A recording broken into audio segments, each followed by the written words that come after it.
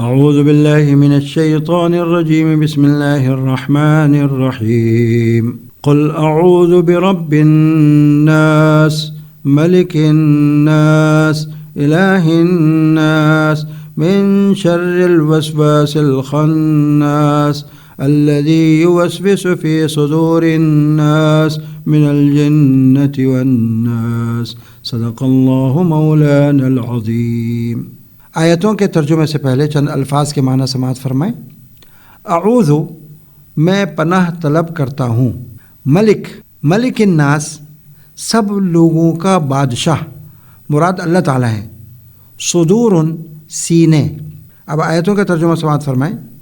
کہو کہ میں پناہ مانگتا ہوں سب لوگوں کے پروردگار کی، سب لوگوں کے بادشاہ کی، سب لوگوں کے معبود کی، اس وسوسہ ڈالنے والے کے شر سے جو پیچھے کو چھپ جاتا ہے، جو لوگوں کے دلوں میں وسوسے ڈالتا ہے، چاہے وہ جنات میں سے ہو یا انسانوں میں سے۔ محترم سامعین، آج آپ نے قرآن کریم کی آخری سورۃ الناس کا ترجمہ سماعت فرمایا ہے۔ یہ سورت پچھلی سورۃ الفلق کے ساتھ نازل ہوئی تھی۔ دونوں سورتوں کا شان نزول بھی ایک ہی ہے، جس کا بیان گزشتہ کل سورہ فلق کے ساتھ ہو چکا ہے۔ اس سورت میں چونکہ لفظ الناس کئی بار آیا ہے، اس لیے اس کا نام سورۃ الناس رکھا گیا ہے۔ سورۃ الفلق میں بھی اللہ کی پناہ طلب کرنے کی تعلیم ہے، اور اس سورت میں بھی اسی کی تعلیم ہے۔ البتہ اتنا فرق ہے کہ پچھلی سورت میں دنیا میں نقصان پہنچانے والی چیزوں، مثلا ظلم، ستم، حسد اور جادو وغیرہ سے پناہ کا مضمون ہے۔ اس صورت میں دین کو نقصان پہنچانے والی چیزوں اور ان شرور سے پناہ کی تعلیم ہے، اور اس صورت میں دین کی مضرتوں اور دین کو نقصان پہنچانے والے شرور سے پناہ طلب کرنے کی تعلیم ہے، یعنی وہ شرور جو انسان کے قلب پر اثر کرتے ہیں، جیسے شیطانی خیالات اور وسوسے جو دل پر اثر کر کے ایمان کو نقصان پہنچاتے ہیں، ان سے پناہ طلب کرنے کی تعلیم اس صورت میں دی گئی ہے۔ اس صورت میں حضرت صلی اللہ علیہ وسلم اور آپ کے واسطے سے تمام ایمان والوں کو حکم ہے کہ شیطان اور اس کے چیلوں کے شر سے اور وسوسوں سے ہر وقت اللہ کی پناہ مانگتے رہیں۔ چنانچہ ارشاد ہے کہ اے نبی، آپ کہہ دیجئے کہ میں انسانوں کے پروردگار، انسانوں کے بادشاہ اور انسانوں کے معبود کی پناہ مانگتا ہوں، اور ذات عالی مقام کی حفاظت میں خود کو داخل کرتا ہوں۔ ان تین آیتوں میں اللہ تعالیٰ کی تین صفات کا ذکر ہے۔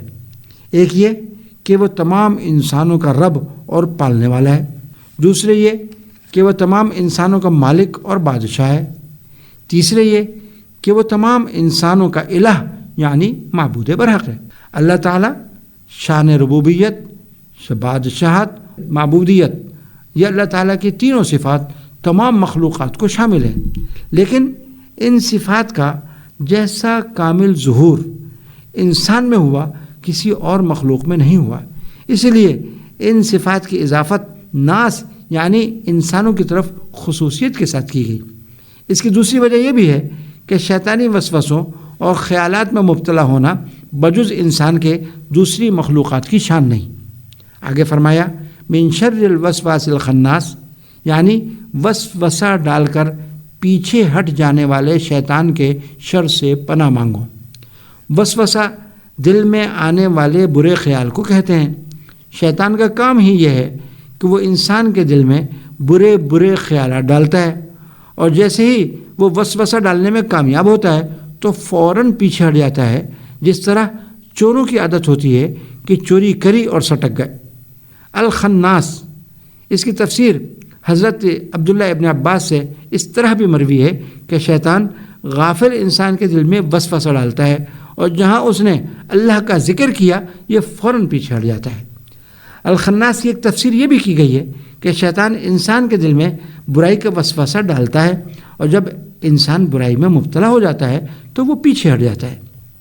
آخری دو آیتوں میں یہ مضمون ہے کہ وسوسے ڈالنا اور لوگوں کو برے کام کرنے کا داعیہ پیدا کرنے کا کام شیطان بھی کرتے ہیں، اور انسانوں میں بھی اس کے چیلے یہ کام کرتے ہیں۔